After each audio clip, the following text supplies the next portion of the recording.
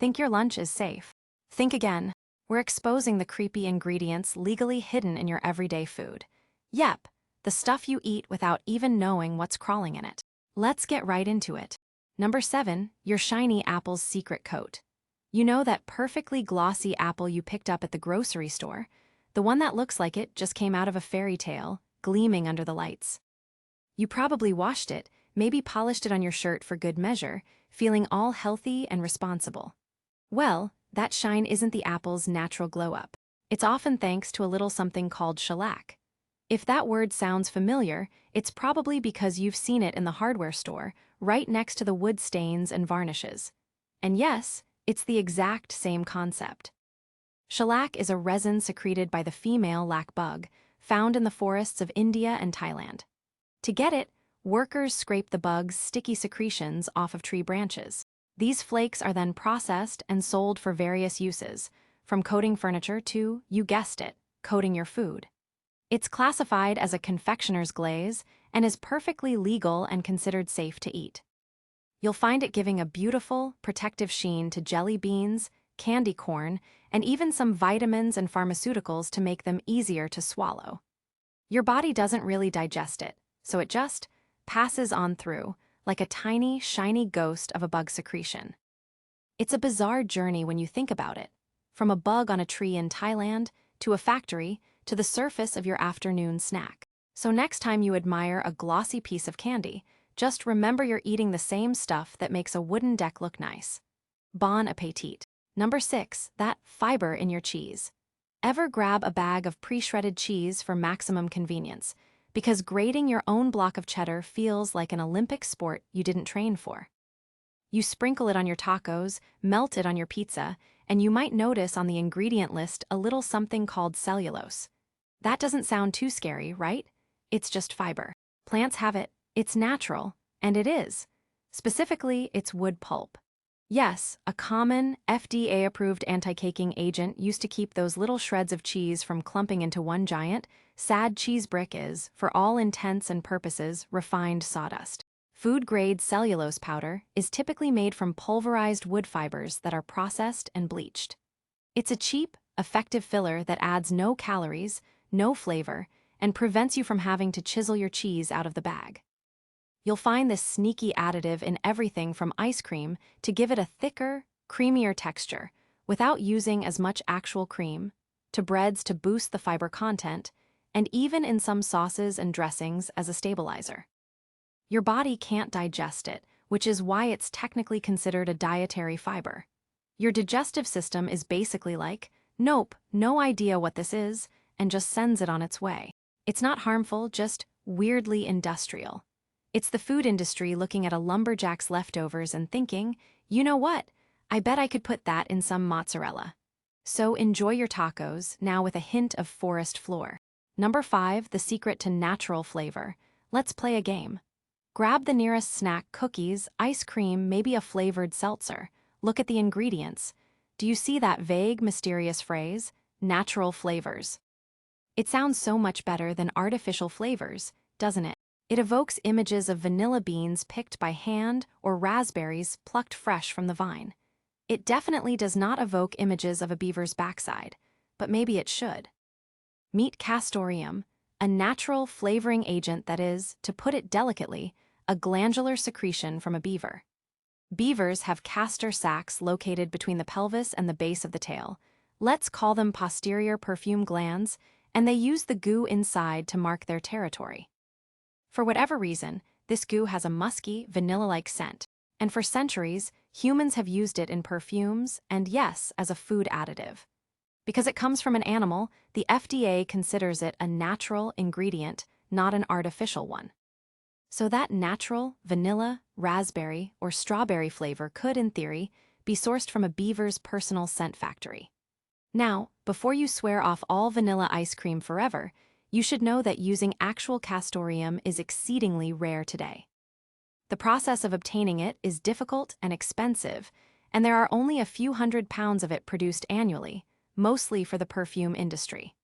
It's far cheaper for companies to use actual vanilla or synthetic vanillin, but the fact remains, For a long time and still legally today, one of the food industry's natural secrets was a substance a beaver uses to say, "This log is mine." It really makes you wonder who the first person was to discover this. What were they even doing? We're not going to think about that. Number 4, seeing red. That vibrant red in your strawberry yogurt, the cheerful cherry color in your kid's fruit punch, or the deep crimson of your favorite lipstick. Where does it come from? If you said red berries or cherries, that's adorable.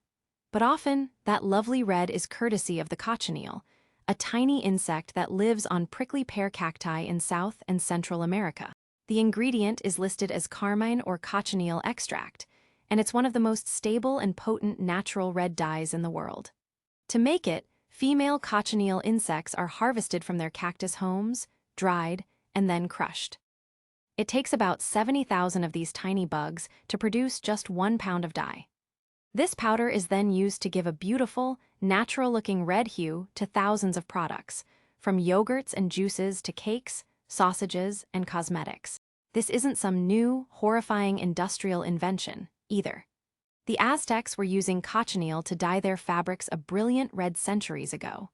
When the Spanish conquistadors arrived, they were so impressed with the color that they started shipping tons of it back to Europe, where it became a luxury commodity. It was the original, seeing red. So, while it's perfectly safe and completely natural, it's still a bit strange to think about.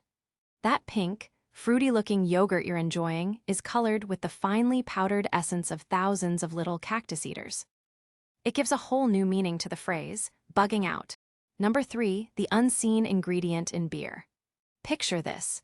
You're at a pub on a Friday evening, and the bartender slides a beautiful, crystal-clear pint of your favorite lager across the bar. You admire how the light shines right through it, a perfect golden liquid without a hint of cloudiness. Ever wonder how they get it so perfectly transparent? The answer, in many cases, is fish parts. Specifically, an ingredient called isinglass. This isn't glass at all. It's a form of collagen, a gelatin made from the dried swim bladders of fish, the internal organ that helps them control their buoyancy. For centuries, brewers have used isinglass as a fining agent. When introduced into a vat of beer or wine, it works like a microscopic magnet for all the undesirable floaty bits, like leftover yeast cells and other hazy proteins that make the drink cloudy. The isinglass molecules attract these particles, clumping together into a sort of yeasty sludge that then sinks to the bottom of the cask. The clear liquid is then siphoned off the top, leaving the fishy gunk behind. It's like a tiny, invisible bouncer that kicks all the unruly particles out of the club, so you can enjoy a clean, crisp drink. Because it's considered a traditional processing aid, and the vast majority of it is removed from the final product, it often doesn't have to be listed on the label. This is why many beers and wines aren't considered strictly vegetarian or vegan, much to the surprise of those who drink them. So your pristine pint might owe its good looks to the bladder of a sturgeon. It's a silent, slimy guardian of clarity. Number 2, the reason your bread is so soft. Have you ever marveled at the almost supernatural softness of a commercially baked loaf of bread? It's pillowy, uniform, and stays that way for way longer than a homemade loaf ever would.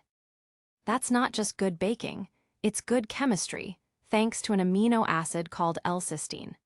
It's a miracle worker for the food industry, acting as a dough conditioner that cuts down on mixing time and makes the dough easier to work with. It basically relaxes the gluten proteins, making the dough less sticky and more manageable for all the machines on the factory line. The result is a consistent, fluffy product every time, from hamburger buns to pizza bases. So where do they get this wonderful amino acid? Well, L-cysteine is found in anything with a lot of protein. And the most cost-effective sources for industrial-scale production are, historically, duck feathers, pig bristles, and even human hair. That's right. The secret to your impossibly soft bagel could be a protein derivative that has been chemically extracted from a pile of feathers. While synthetic versions now exist, the natural sources are often still cheaper. Your body recognizes it simply as an amino acid, so it's perfectly digestible and safe. But it's another one of those moments where you realize the food industry's supply chain is far weirder than you could ever imagine. It's a testament to human ingenuity, really. Someone looked at a pile of discarded feathers and thought, I bet I can use that to make bread fluffier. So just remember, the secret ingredient isn't always love. Sometimes it's science, weird, feathery science. Number 1, the whitest white. All right, let's talk about the color white. Not just any white, but that impossibly, brilliantly pure white you see in things like ranch dressing, powdered donuts, coffee creamer, and marshmallows. It's a white so clean it almost looks artificial. And that's because, in a way, it is. This otherworldly whiteness is often thanks to an ingredient called titanium dioxide. Titanium dioxide, TiO2, is a naturally occurring mineral that is ground into a superfine powder. Its superpower is being exceptionally good at scattering light, making it the world's most popular white pigment. In food, it's used as a color additive to make things look brighter and more opaque. It hides the natural yellowish or grayish tones that things like cheese or creamy dressings can have, giving them a more appealing, clean look. It's essentially a whitener for your food.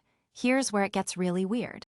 The exact same compound is the key ingredient that makes house paint white. It's what's in your white plastic lawn chairs. And it's the primary active ingredient in mineral-based sunscreen. The reason it leaves a white cast on your skin is the same reason it makes your coffee creamer white. It physically blocks light.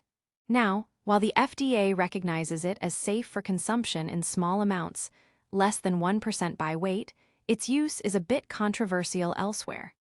The European Union, for instance, banned it as a food additive in 2022 over some unresolved safety questions. So depending on where you are, it's either a standard ingredient or a big no-no. Ultimately, it's an industrial brightener that has made its way from the paint can to the pantry. That perfect swirl on your cupcake gets its pristine, snowy white peak from the same stuff you use to block the sun's rays at the beach. Suddenly, that donut looks a lot more structural.